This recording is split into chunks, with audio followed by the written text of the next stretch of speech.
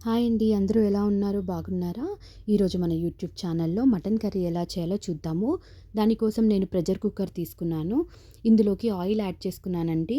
Oil మనకి ఎక్కువగానే పడుతుంది నాన్ వెజ్ కర్రీస్‌లోకి. ఆ తర్వాత నేను స్పైసెస్ వేసుకున్నాను. తర్వాత కరివేపాకు, అలాగే ఆనియన్, పచ్చిమిర్చి. ఆనియన్ అయితే మీడియం సైజులో ఉన్న ఒక ఆనియన్ వేసుకున్నాను. అలాగే 3 పచ్చిమిర్చి కూడా వేసుకున్నాను. ఇవి బాగా కలుపుకొని వేపుకున్న తర్వాత అందులోకి పసుపు, ఉప్పు వేసుకోవాలి. ఉప్పు అయితే మన రుచికి తగినట్టు వేసుకోవాలండి. ఎవరి టేస్ట్‌కి తగినట్టు వాళ్ళు వేసుకోవాలి. ఆ తర్వాత అందులోకి అల్లం వెల్లుల్లి పేస్ట్ వేసుకొని, అల్లం వెల్లుల్లి పేస్ట్ కూడా బాగా కలిదిప్పుకున్న తర్వాత, అల్లం వెల్లుల్లి పేస్ట్ పచ్చివాసన పోయే వరకు వేపుకోవాలి.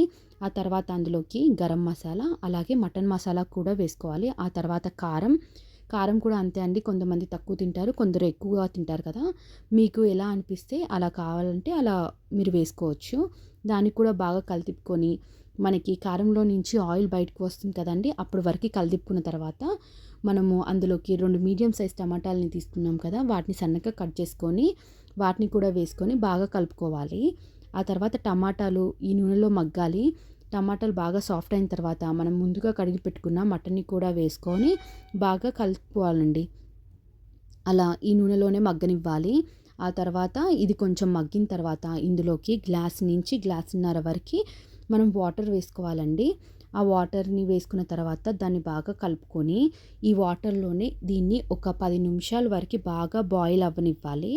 మనకి బాయిల్ అయింది అనిపించినప్పుడు ఇందులోకి మనము కొత్తిమీర కూడా వేసుకొని, మనము దీని మీద మూత పెట్టేసుకోవాలండి. మనము ప్రెషర్ కుక్కర్ ఎందుకు వాడుకుంటామంటే, మనకి మటన్ అనేది త్వరగా ఉడుకుతుంది.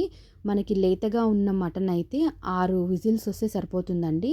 అదే కొంచెం మటన్ బాగా ఉడకాల్సొస్తుంది అంటే 8 విజిల్స్ వరకి ఉండాలండి. ఇప్పుడు మాదైతే కొంచెం లేతగానే ఉంది. నేను 6 విజిల్స్ వరకి పెట్టాను. ఇది ఒకసారి స్టవ్ ఆఫ్ చేసి మొత్తం ప్రెషర్ అంతా పోయిన తర్వాత మూత ఓపెన్ చేసి చూడాలి.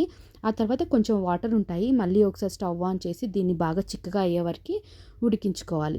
చూసారా ఎంత బావుందో ఇప్పుడు మటను. థ్యాంక్ యూ అండి. Please subscribe to my YouTube channel.